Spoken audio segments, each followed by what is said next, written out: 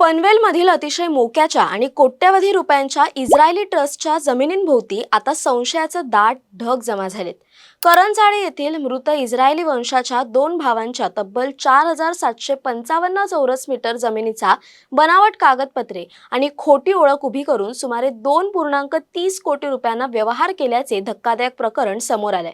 या प्रकरणात पनवेल पोलिसांनी धडक कारवाई करत 5 जणांना अटक केली असून या अटकेमुळे संपूर्ण रायगड जिल्ह्यात खळबळ उडाली आहे। परंतु या कारवाईनंतर आता एक अत्यंत गंभीर आणि मोठा प्रश्न उपस्थित होतोय की हा जमीन घोटाळा केवळ करंजाडेतील एका भूखंडापुरता मर्यादित आहे की पनवेलमधील इस्रायली ट्रस्टशी संबंधित इतर कोट्यवधी रुपयांच्या मालमत्तांमध्येही अशाच प्रकारे संशयास्पद व्यवहार झालेत। याच पार्श्वभूमीवर आता बेथल इस्रायली ट्रस्टच्या सर्व मालमत्तांची सखोल, निष्पक्ष आणि फॉरेन्सिक चौकशी करण्याची मागणी जोर धरू लागली आहे। उपलब्ध माहितीनुसार करंजाडे येथील संबंधित जमीन मूळतः इस्रायली वंशाचे नाथन आणि शालोम एलियाहू चिंचोलकर या भावांच्या मालकीची होती।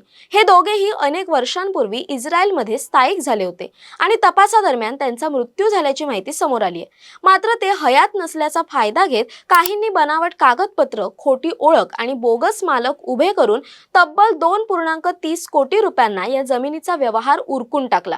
पोलिसांच्या सतर्कतेमुळे 5 आरोपींना गजाआड करण्यात यश आलं असलं तरी या घटनेने अनेक जुन्या नोंदींवर प्रश्नचिन्ह उपस्थित केले। जर मृत व्यक्तींच्या नावावरील जमिनीची बनावट कागदपत्रांच्या आधारे सहज विक्री केली जाऊ शकते, तर मग पनवेल शहरातील इतर जुन्या इस्रायली मालमत्तांचं काय? या घटनेमुळे बेथल इस्रायली ट्रस्टशी संबंधित मागील अनेक वर्षांतील सर्व व्यवहारांचे 7/12 उतारे, property card, power of attorney, विक्री खत आणि बँक खात्यांचे सखोल ऑडिट करण्याची गरज आता तज्ज्ञांकडून व्यक्त केली जाते। हा संशय केवळ करंजाडेपुरता मर्यादित नसून पनवेलच्या मार्केट यार्ड परिसरातील 1 एकरपेक्षा अधिक मोक्याच्या भूखंडाबाबतही आता तर्कवितर्क लावले जातात। स्थानिक पातळीवर या भूखंडाची बाजारभावानुसार किंमत 100 कोटी रुपयांपेक्षा जास्त असल्याचं सांगितलं जातंय। त्यामुळे या जमिनीचा सध्याचा मूळ मालक कोण, प्रत्यक्ष ताबा कोणाकडे आहे आणि यामागे कोणते हस्तांतरण किंवा लीज करार झाले आहेत का, याची सत्यता समोर येणं गरजेचं आहे। याशिवाय ऐतिहासिक इस्रायली तलाव परिसर आणि ज्यू दफनभूमीच्या जमिनींबाबतही अनेक प्रश्न उपस्थित होत आहेत।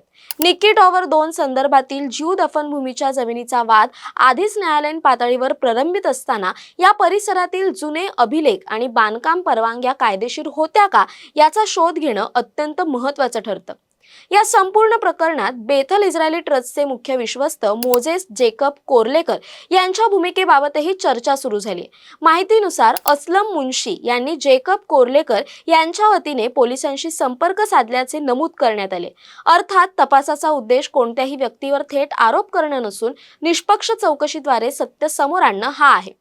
जेकब कोर्लेकर यांच्या कार्यकाळात ट्रस्टच्या एकूण किती जमिनी विकल्या गेल्या, त्या व्यवहारात कोणते मध्यस्थ किंवा दलाल होते, पॉवर ऑफ अटर्नी कोणाला दिली गेली आणि विक्रीतून आलेला पैसा ट्रस्टच्या अधिकृत खात्यांमध्ये जमा झाला आहे का, या सर्व प्रश्नांची उत्तरं मिळणं आवश्यक आहे। परदेशात राहणारे नागरिक, मृत मालक आणि वारस नसलेल्या मालमत्तांचा गैरवापर रोखण्यासाठी पोलीस आणि प्रशासनाला आता कठोर पावलं उचलावी लागतील। थोडक्यात सांगायचं तर करंजाडे येथील 2.30 कोटी रुपयांचा जमीन घोटाळा हा केवळ एका भूखंडाचा फसवणुकीचा प्रकार आहे की पनवेलमधील इस्रायली ट्रस्टच्या अफाट मालमत्तांच्या खरेदी विक्रीतील एका मोठ्या साम्राज्याची पहिली उघडलेली कडी आहे, हे येणारा काळच ठरवेल। सध्या तरी जनतेच्या आणि प्रशासनाच्या समोर मुख्य प्रश्न हाच आहे की इस्रायली ट्रस्टच्या एकूण जमिनींचा संपूर्ण पारदर्शक हिशेब कधी आणि कसा समोर येणार। या प्रकरणातील पुढील कायदेशीर आणि पोलीस तपासाकडे संपूर्ण पनवेलचं लक्ष लागून राहिलंय। दरम्यान याबद्दल तुमचं काय मत आहे कमेंट करून नक्की कळवा। तसेच अशा नवनवीन व्हिडिओसाठी टाइम महाराष्ट्रला सबस्क्राइब करा। धन्यवाद।